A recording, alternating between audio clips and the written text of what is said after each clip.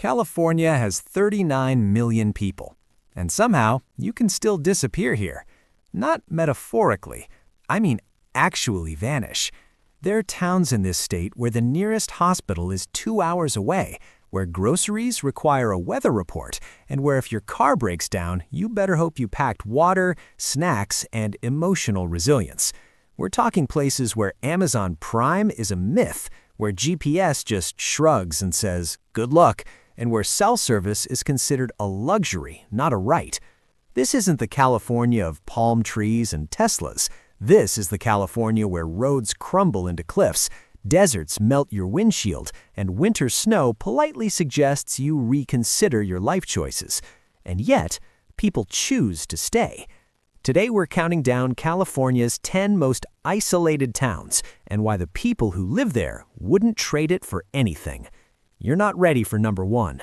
Hit like, subscribe, and tell me, could you survive out here? Number 10. Shelter Cove. If California had an edge of the map where dragons live, it would be here. Shelter Cove sits on the state's infamous Lost Coast, a stretch of shoreline so rugged that Highway 1 basically looked at it and said, absolutely not. There is no scenic coastal cruise here, no casual detour. To get to Shelter Cove, you commit. You twist through narrow mountain roads that feel like they were designed by a caffeinated squirrel. One landslide and congratulations, you live here now. The population hovers under 700. Median home prices float around the mid-400,000s, which sounds reasonable for coastal California until you realize your nearest major grocery store is over an hour away and medical services are aspirational. Rent is limited because inventory is limited. Crime? Below national averages, mostly because everyone knows everyone and there's nowhere to run. But here's the thing. It's breathtaking. Black sand beaches, cliffs that look like they were carved by a dramatic poet, Pacific storms that slam into shore with the emotional intensity of a breakup text at 2 a.m. In winter, the fog rolls in so thick it feels like the ocean is keeping secrets. Sea lions bark from offshore rocks like grumpy old dock workers. The downsides? Oh, we've got downsides. Internet can be spotty, power outages happen, groceries cost more because everything arrives by truck over roads that sometimes feel theoretical, and when wildfire season hits inland, evacuation routes become very real conversations. But talk to locals and you'll hear the same refrain. One resident once joked online, "If you need Target, this isn't your town." Another put it simply, "The ocean is my TV." People move here to unplug. Artists, retirees, former city professionals who got tired of sirens and subscription services. They trade convenience for coastline. Instead of nightlife, they get tide charts. Instead of traffic, they get deer crossing the road like they own it. And there's a strange psychological shift that happens when you live somewhere like this. The world feels quieter, smaller. Your problems shrink when you're standing at the edge of a continent watching waves detonate against cliffs older than civilization. Picture this. You're standing on a weathered wooden deck, coffee in hand. The Pacific stretches out in front of you like an endless sheet of hammered steel. No horns, no crowds, just wind, salt, and the sound of waves breaking against rock. And if you think coastal isolation is intense, wait until you feel what desert isolation does to your brain. Number 9. Tecopa. If Shelter Cove is dramatic poetry, Tecopa is minimalist art. Blink and you'll miss it. Blink twice and you'll wonder if you hallucinated it. Tecopa sits near the edge of Death Valley, where the Mojave Desert stretches out like the surface of Mars, and summer temperatures casually flirt with 115 degrees. Population? Roughly 100 souls, depending on who's counting and who's currently off-grid. Median home prices hover around the low $200,000, sometimes less if you're willing to embrace creative plumbing solutions. Rent is rare because inventory is rare. Crime rates are low, mostly because there's nowhere to hide and nothing to steal except maybe a sun-bleached lawn chair. The nearest full-service grocery store is about an hour away. Hospitals? Also about an hour. assuming your car survives the heat. In Tecopa, your vehicle isn't transportation, it's life support. And yet, people don't just live here, they choose here. Tecopa is famous for its hot springs, mineral-rich pools tucked into the desert like nature's version of a spa day. There's a strange spiritual magnetism to the place. Artists, retirees, desert mystics, and former city dwellers who looked at Los Angeles traffic and said, "You know what? I'd rather battle scorpions." The heat is oppressive in summer. It doesn't just sit on you, it interrogates you. Your steering wheel becomes a branding iron, your flip-flops surrender. Even the wind feels like a hairdryer pointed directly at your soul. But in winter, the desert transforms. Crisp air, pink sunsets that look photoshopped, silence so deep it almost hums. Locals will tell you something like, "It's not for everyone," which is desert code for, if you complain about Starbucks not being within walking distance, please turn around now. At night, the sky explodes with stars, not the polite suburban sprinkle. I'm talking full cinematic galaxy, the kind of sky that makes you question your Wi-Fi addiction and your life choices simultaneously. Isolation here isn't about mountains cutting you off, it's about distance. Endless, flat, shimmering distance. It strips away distraction. Out here, you either make peace with yourself or you move back to civilization. Picture this. You're soaking in a natural hot spring under a black velvet sky stitched with stars. The desert air is cool now. Somewhere in the distance, a coyote calls. There's no traffic, no glow of a city, just heat from the water and the quiet pulse of the earth beneath you. And if you think desert remoteness is extreme, wait until we head into the mountains, where snow, not heat, decides whether you're leaving town. Number 8. Trinity Center. If Tecopa tests your relationship with heat, Trinity Center tests your relationship with winter. Tucked deep in Northern California's Trinity Alps, this small lakeside community feels like it accidentally slipped off the grid sometime around 1987 and just never logged back in. Population? Roughly 250 to 300 full-time residents, depending on the season. Median home prices hover in the low to mid $300,000, affordable by California standards until you factor in the cost of being 90 minutes from the nearest proper city. Rentals are scarce. Crime rates sit well below national averages, largely because everyone knows who drives what truck and where it's parked. Trinity Center sits along Trinity Lake, surrounded by thick pine forest and mountain ridges that look like they were sketched by someone obsessed with wilderness. It's beautiful in a way that makes you forget your phone exists, which is convenient because sometimes it barely works anyway. Winter here is not decorative. Snow doesn't gently fall, it arrives with authority. Roads close, driveways disappear. If you didn't stock up before the storm, congratulations, you're on an involuntary retreat. And wildfire season? That's the other side of the coin. Summers can bring smoke that turns sunsets apocalyptic. The nearest major hospital is over an hour away. Groceries require planning. Amazon deliveries feel like a small miracle. This is not a run-out for oat milk lifestyle. This is a did we buy enough for 2 weeks lifestyle. And yet, the people who live here wouldn't trade it. Fishing culture runs deep. Trinity Lake is famous for salmon and bass, and boats dot the shoreline like loyal pets waiting for sunrise. There's a rhythm to life here. Mornings on the water, afternoons fixing something, evenings by a wood stove. You don't scroll, you split logs. Locals will tell you, if you can't entertain yourself, you won't last. Translation, your hobbies better include hiking, fishing, or staring thoughtfully at mountains. The isolation fosters a kind of quiet competence. People know how to handle generators. They understand chainsaws. They have opinions about firewood. Self-reliance isn't trendy here, it's mandatory. But the payoff? Silence broken only by wind in the trees.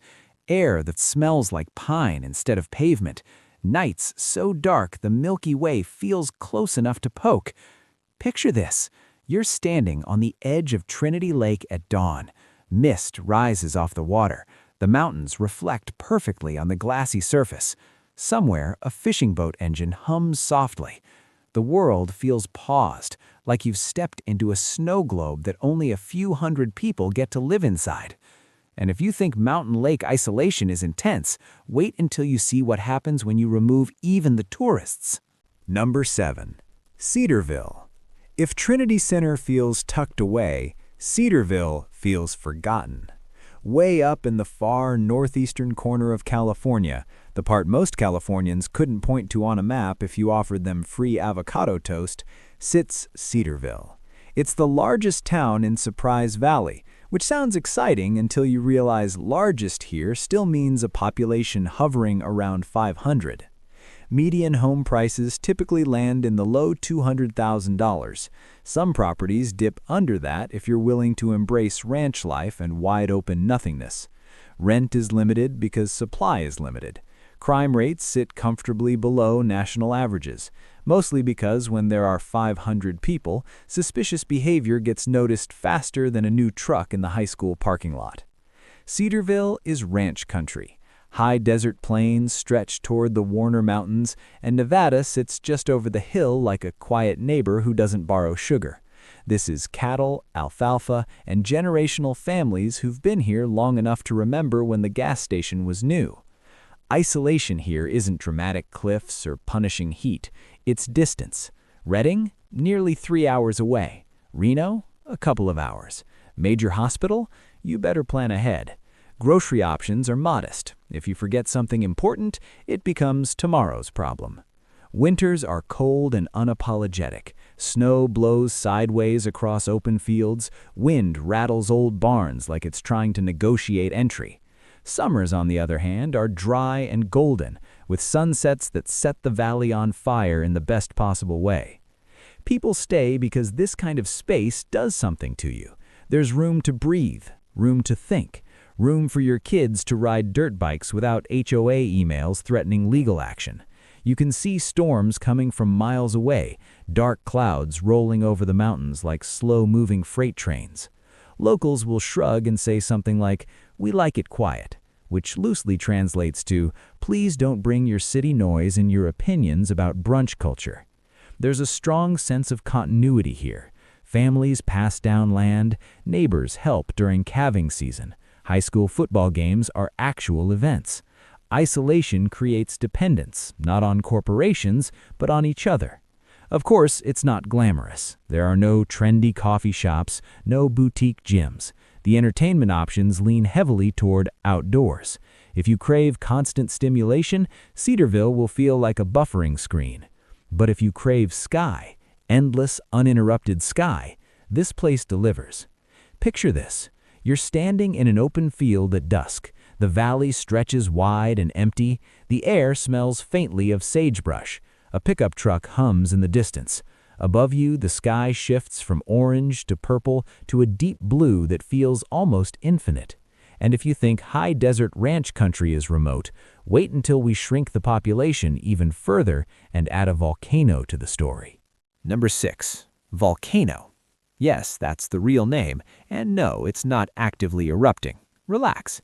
Volcano sits tucked into the Sierra Nevada foothills, a gold rush relic that feels like it blinked and accidentally stayed in the 1800s. Population? Around 100 full-time residents.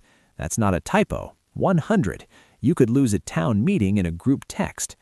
Median home prices typically land in the mid-$300,000. Some properties dip under that if you're willing to embrace ranch life and wide-open nothingness. Rent is limited because supply is limited. Crime rates sit comfortably below national averages, mostly because when there are 500 people, suspicious behavior gets noticed faster than a new truck in the high school parking lot. Volcano was once one of the richest gold mining towns in California. Now, it's quiet. Historic wooden buildings line the tiny main street. There's a hotel that's been operating since the 1850s, a general store, a bakery, and a theater company that somehow manages to stage full productions in a town smaller than most Costco parking lots. Isolation here isn't about distance from civilization. Sacramento is about an hour away. It's about atmosphere. The town is surrounded by forested hills and winding roads that make GPS sound unsure of itself. Wildfire risk is a real concern. Power outages happen. Cell service can be patchy, like the town itself just politely opting out of the modern world. And yet the people who live here adore it. Volcano attracts history lovers, artists, retirees, and the kind of person who romanticizes lantern light. There's something intoxicating about living somewhere that feels preserved. Instead of skyscrapers, you get hand-built wooden porches. Instead of traffic noise, you get wind through oak trees. Of course, it's not perfect. Job opportunities are limited unless your resume includes gold prospector. Grocery runs require a drive. Entertainment is community-driven. If you're bored here, that's on you. Locals often say things like, "It's not for everyone," which in Volcano translates to, "Please exit stage left." The isolation fosters a kind of intimacy. Everyone knows your dog's name. Community events matter. The annual festivals feel like time travel. But there's also the underlying tension of living in fire country. Summers can be dry and brittle. The beauty comes with risk, and choosing to stay here means accepting that reality every year. Picture this. You're walking down a narrow wooden boardwalk at sunset. Old lampposts glow softly. The air smells faintly of pine and fresh bread from the bakery. The hills surrounding town darken as crickets begin their evening chorus. It feels less like a town and more like a living museum that somehow lets you sleep there. Number 5. Bridgeport. If the volcano feels frozen in time, Bridgeport feels frozen, period. Sitting at over 6,400 feet in California's eastern Sierra, this high desert mountain town hovers near the Nevada border like it's reconsidering its life choices every winter. Population? Around 600 full-time residents. In summer, that number swells with anglers, road trippers, and RVs chasing alpine dreams. But once the snow falls, it's just the locals and the weather. Median home prices tend to land in the mid-$400,000, sometimes higher thanks to vacation home demand. Rentals are limited and seasonal. Crime rates are well below national averages, not because of intense policing, but because committing a crime in a town this small feels like robbing your cousin. Bridgeport is surrounded by cinematic beauty. Jagged peaks, sagebrush valleys, the kind of scenery that makes car commercials look lazy. Mono Lake is down the road. Yosemite's eastern entrance isn't far, when it's open. And that's the catch. Winter here is not decorative. Snow piles up like it's trying to bury secrets. Mountain passes close. Roads shut down. The world shrinks. If you live here year-round, you learn quickly that quick trip to town is a relative phrase. The nearest major hospital is more than an hour away. Grocery options are modest. Big box stores? Forget it. If you forgot something before the storm hits, that's between you and your pantry. But the people who stay, they stay for the silence and the scale. Bridgeport has a rugged, self-contained energy. There's a historic courthouse that looks like it should be in a Western. There are fishing stories told with dramatic hand gestures. There's a rhythm dictated by seasons, not social media trends. Locals will say something like, "You either love winter or you don't live here long." Translation, snow chains are not optional, and complaining about them won't help. Summer is glorious. Cool mountain air, crystal clear lakes, sunsets that set the Sierra on fire in gold and crimson. Winter, though, is a test of character, the kind of cold that makes your breath feel like it's filing paperwork. Isolation here isn't just geographic, it's seasonal. For months at a time, you're committed. There's no spontaneous coastal escape. There's no easy detour. Picture this. It's early morning in January. Snow blankets the town in thick silence. Chimney smoke curls into icy air. The mountains glow pink with alpenglow as the sun rises. Your boots crunch against fresh powder. There are no sirens, no traffic, just cold, clean stillness. And if you think snowbound mountain towns are isolated, wait until we head back to the Lost Coast, but this time even further off the map. Number 4. Petrolia. If Shelter Cove is the Lost Coast's dramatic welcome mat, Petrolia is the place where the map says, good luck. Tucked into the interior of Humboldt County, Petrolia is so remote that some GPS systems just shrug and send you in circles. The population hovers around 100 to 120 residents. Median home prices? Roughly $300,000, which feels generous until you realize the nearest grocery store is an hour-plus drive, and the roads are winding, often unpaved, and occasionally threatened by landslides or the charming local fog that seems determined to erase your sense of direction. Rent is almost non-existent, because if a house is available, it's likely already claimed by a longtime resident or a nature-obsessed retiree. Crime? Practically nil, but only because there's nowhere to hide and everyone knows your business by noon. Petrolia is classic off-grid living. Solar panels, rainwater collection, wood stoves, and hand-hewn cabins. Residents tend gardens that laugh in the face of the fog, grow pot legally or illegally depending on mood and county oversight, and swap tales of wildlife encounters over tea. Bears, bobcats, and more than a few overly friendly deer are daily commuters. Life here requires patience and planning. Forget a last-minute shopping spree. Medical emergencies demand a calm mind and a reliable four-wheel drive. The nearest hospital is over an hour away, which is perfect if you like adrenaline with your appendectomy. And yet, the isolation is intoxicating.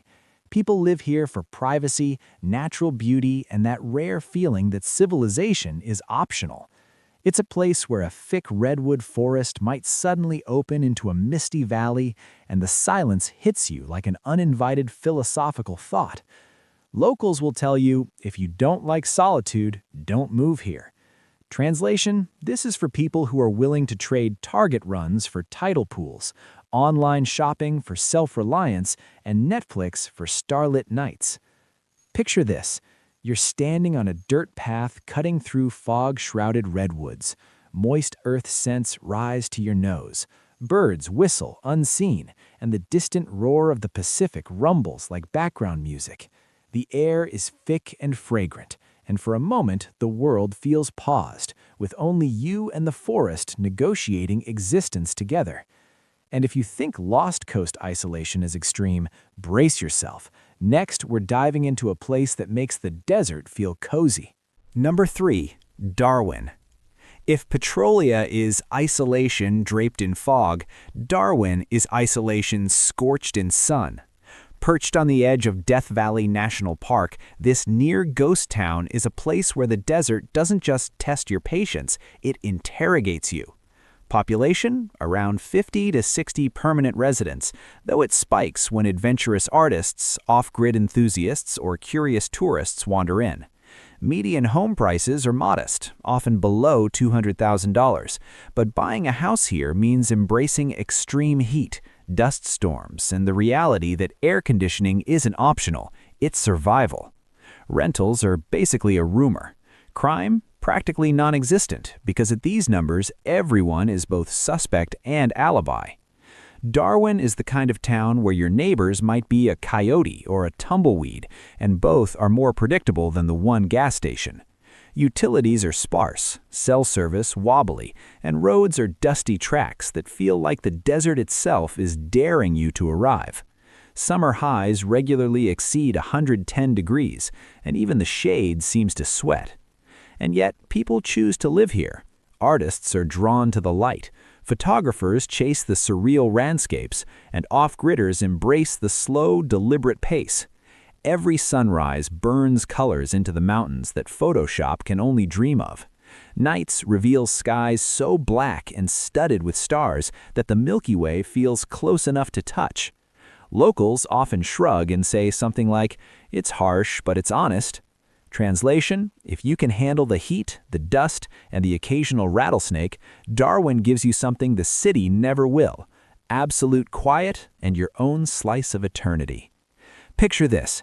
You're standing in the middle of a dry desert wash at sunset. The horizon glows pink and gold. The wind kicks up fine sand that smells faintly of sage. Somewhere distant, a lizard scurries across cracked earth.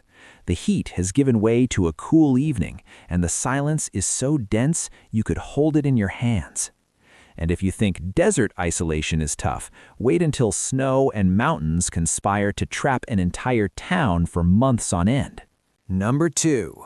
Happy Camp. If Darwin is the desert's interrogation, Happy Camp is the forest's endurance test. Tucked deep in the Klamath National Forest near the Oregon border, Happy Camp is a town that seems to exist because someone forgot to check a map. Population? Roughly 1,000 permanent residents. Enough people to have a school and a gas station, but still small enough that strangers are immediately suspicious, and gossip travels faster than the river that winds through town. Median home prices hover around $200,000 to $250,000, which is a steal for California. But the trade-off is isolation. The nearest major hospital is over an hour away. Groceries require planning, and road closures due to snow or landslides are not unusual. Rentals are limited. Crime is below the national average, partly because everyone knows everyone, and partly because venturing too far into the forest without permission is considered ill-advised. Happy Camp is surrounded by rivers, hills, and dense forest that feels alive. Not metaphorically alive, like, oh, the trees are pretty, but alive in the sense that bears, bobcats, and mosquitoes that seem unionized roam freely. Winters can trap the town under snow, and wildfire season tests nerves every summer. And yet, the people here wouldn't leave. Miners, fishermen, small business owners, and families who have stayed for generations embrace the town's rawness. There's a pride and self-reliance that city dwellers can only read about online. Locals will often joke, if you need a Starbucks, you're in the wrong zip code, which translates loosely to, if you crave convenience, move along. Summer is stunning. Rivers sparkle, the forest hums, and sunsets bleed through pine needles. Winter, though, tests your grit. Roads can disappear, power lines fail, and isolation is no longer romantic, it's functional. Picture this. You're standing on a wooden bridge over the Klamath River. The water rushes below, cold and clear. Tall evergreens sway above. A hawk cries in the distance. Smoke from a distant campfire curls upward. Silence and solitude press against your ears, like a gentle but firm reminder that you are small and the forest is in charge. And if you think this level of isolation is intense, brace yourself. Number 1 will make all these towns feel like suburbs. Number 1. Forks of Salmon. If Happy Camp feels remote, Forks of Salmon is practically a myth. Tucked deep in the Siskiyou Mountains along the winding Salmon River, this town is the kind of place the GPS refuses to endorse. Population? Fewer than 200 hardy souls, depending on the season. And yes, everyone counts themselves twice just to make conversation. Median home prices hover around $250,000, which is a bargain until you realize home often means generator power, a well for water, and neighbors who are at least a mile away. Rentals are non-existent. Crime? Basically zero, not from virtue, but from the simple fact that committing a crime here requires walking for miles without anyone noticing.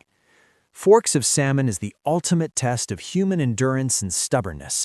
Roads twist over mountains that remember the gold rush, through rivers that flood unpredictably, past forests that could hide a dozen bears and a yeti if you squint. Winters dump snow in amounts that make your chest tighten. Wildfire season threatens summers like an uninvited guest. The nearest hospital is an expedition, not a drive. And yet people thrive here. Retirees, artists, off-grid homesteaders, and thrill-seekers who value freedom over convenience call it home. Life is dictated by the sun, the river, and the rhythm of isolation. Internet is often a luxury. Grocery stores are legends, and cell service is polite enough to occasionally appear if it feels like it. But here, solitude is not loneliness, it's mastery.